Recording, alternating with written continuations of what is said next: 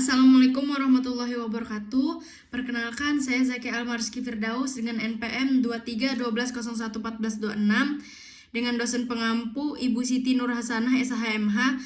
Di sini saya akan menjelaskan mengenai aliran-aliran filsafat hukum. Pengertian aliran filsafat hukum.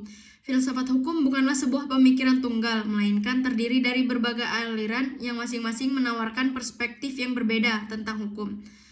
Aliran filsafat hukum yaitu merujuk pada berbagai pendekatan dan pemikiran yang berusaha memahami, menganalisis, dan menjelaskan konsep hukum, prinsip-prinsipnya, serta hubungan antara hukum dan masyarakat. Bentuk aliran filsafat hukum yaitu ada aliran hukum alam, aliran positivisme hukum, aliran utilitarianisme, mazhab sejarah, aliran sosiologikal jurisprudence, dan aliran realisme hukum. Yang pertama, aliran hukum alam. Aliran ini berpendapat bahwa hukum yang berlaku adalah universal, abadi, dan bersumber dari Tuhan. Menurut aliran ini, hukum positif harus selaras dengan hukum alam untuk mencapai keadilan yang sejati. Contohnya yaitu hak asasi manusia seperti hak untuk hidup dan kebebasan dianggap sebagai hak yang melekat pada setiap individu, terlepas dari hukum positif yang berlaku di suatu negara. Yang kedua, aliran positivisme hukum. Aliran ini menekankan pada pemisahan hukum dan moral. Aliran ini menganggap hukum positif sebagai satu-satunya sumber hukum yang sah, tanpa mempertimbangkan nilai-nilai moral. Contohnya, undang-undang yang berlaku di Indonesia, misalnya KUHP, dianggap sebagai hukum yang sah tanpa mempertimbangkan nilai moral di baliknya. Yang ketiga, aliran utilitarianisme. Aliran ini berfokus pada konsekuensi dari tindakan hukum.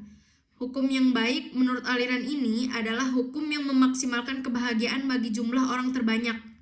Contohnya, kebijakan hukum yang mengizinkan hukuman mati di beberapa negara dapat dianggap baik jika dapat mengurangi kejahatan dan meningkatkan keselamatan masyarakat secara keseluruhan. Yang keempat, mazhab sejarah.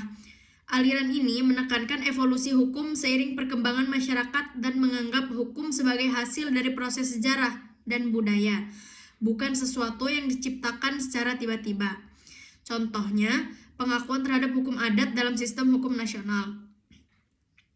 Yang kelima, aliran sosiologikal jurisprudence. Aliran ini berfokus pada hubungan antara hukum dan masyarakat. Hukum yang baik menurut aliran ini adalah hukum yang mencerminkan nilai-nilai kebutuhan masyarakat dan dampaknya dalam kehidupan sehari-hari. Contohnya, penerapan Undang-Undang Nomor 35 Tahun 2014 tentang Perlindungan Anak di Indonesia.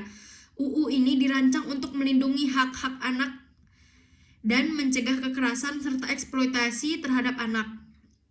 Yang keenam, aliran realisme hukum. Aliran ini menekankan pada realitas hukum dalam praktik, menganggap bahwa hukum tidak hanya apa yang tertulis dalam undang-undang, tetapi juga bagaimana hukum diterapkan oleh hakim dan diinterpretasikan oleh masyarakat. Contohnya, dalam kasus kriminal, keputusan hakim seringkali dipengaruhi oleh konteks sosial dan ekonomi mereka. Sekian presentasi dari saya. Jika ada salah kata, mohon maaf. Sekian. Wassalamualaikum warahmatullahi wabarakatuh.